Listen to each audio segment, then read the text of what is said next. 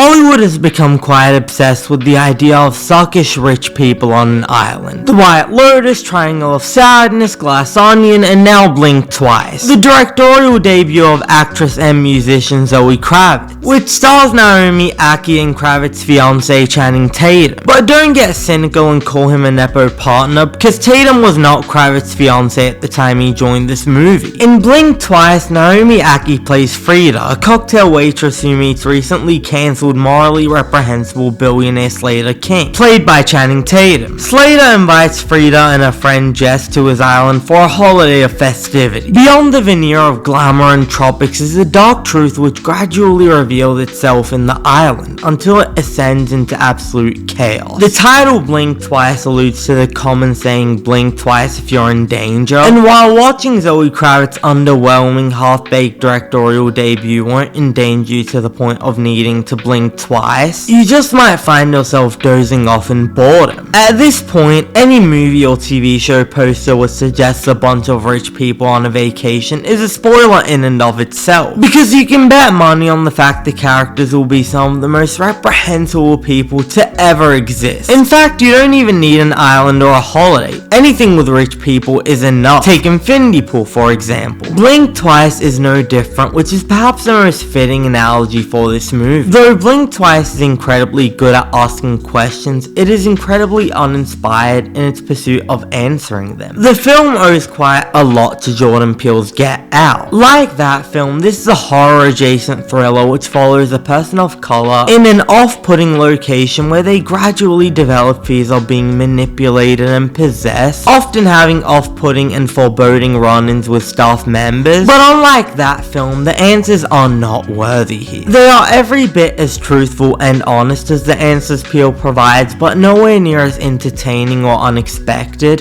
which dulls their impact. Though Get Out can certainly be accused of dedicating its first two acts to mystery box storytelling setup, the setup in the film still felt incredibly motivated and purposeful. Whether it's the process of the protagonist being hypnotized or even the process of his body being auctioned off to the white buyer. In this film, even the setup feels incredibly contrived and confusing. It's the difference between knowing you're not meant to know the answer to a question and feeling genuinely lost while watching a movie. The film often relies on cheap jump scares to build tension, such as having a character interrupt a scene by screaming after being bitten by a snake. The movie undoubtedly has an impressive cast, especially for a debut filmmaker, but many of the cast feel wasted. Simon Rex, who impressed me in Red Rocket just years ago, delivers a watered down version of what his archetype as an actor and personality have become. And if you were hoping this movie would serve as a compelling comeback for Haley Joel Osment, you have to wait a bit longer. Because for now, a botched reference in a Kendrick Lamar song is the best you're gonna get. To be fair, it isn't the actors' fault that many of them don't get to make an impression. It says less about their craft as performers and more about the long way Zoë Kravitz has to go before she can develop a compelling cast of characters. This is an atmosphere-heavy film, and most of the characters feel less like compelling three-dimensional figures in their own right, and more like instruments to the atmosphere of the vacation. After all, the movie follows a refreshing vacation of a bunch of people, so Kravitz wrote one character, then pressed copy and multiplied them by 6 times, without fleshing each of them out with enough care for us to even take note of their names while watching the movie. They tell jokes to one another, but not a single one is genuinely witty, existing only to fulfill the quota of jokes that the filmmakers deem necessary for a vacation atmosphere. On the topic of atmosphere, score is an instrumental aspect of creating a sense of time and place in cinema. Composer Chandler Dancy creates a compelling core theme, which is incredibly eerie, only to undermine it by repeating it every 30 seconds of the film. There is 18 minutes worth of music in this movie, which is already quite sparse for any feature-length film, and even more bare bones when you consider just how much repetition is in the score. I felt quite angry as the slow realization dawned in on me that I wasn't enjoying Blink Twice, and I only felt such frustration because for the first 30 minutes of what feels like a 3-hour runtime, I was absolutely on board. Kravitz does a fantastic job crafting a tangible sense of dread and fear on the island, and accomplishes this atmosphere with such grace and subtlety. Whenever something off-putting happens in the film and you get chills down your spine, you're left asking yourself whether something is genuinely wrong or if you're seeing something that's not there. Before the dread and horror that lays beneath the island bubbles to the surface and explodes into a volcano of depravity, the movie does as good of a job as it possibly can of immersing you in the pleasures of the island. The pleasure which makes the most dangerous fires in the world so alluring, using sharp, quick editing to create a sensory overload, as characters drink, swim, and smoke by the pool. If the most important job of a director is to get the best performances as they possibly can from their actors,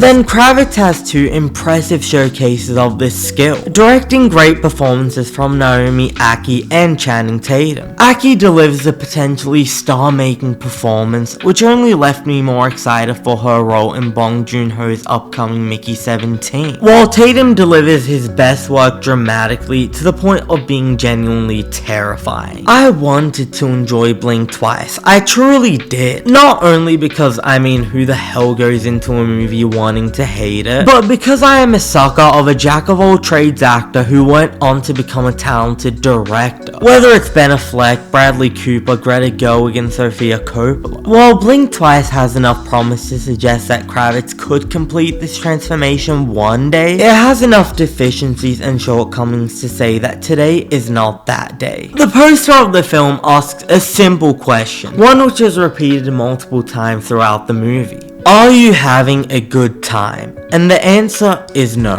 which is why I'm giving this a 5 out of 10. Thanks for watching. If you enjoyed this video, please hit the like button and subscribe to the channel for weekly movie and TV reviews. And if you've had the chance to watch Blink Twice in theaters, let us know what you thought about it in the comments below. I'm Cinemike, and I will see you next time.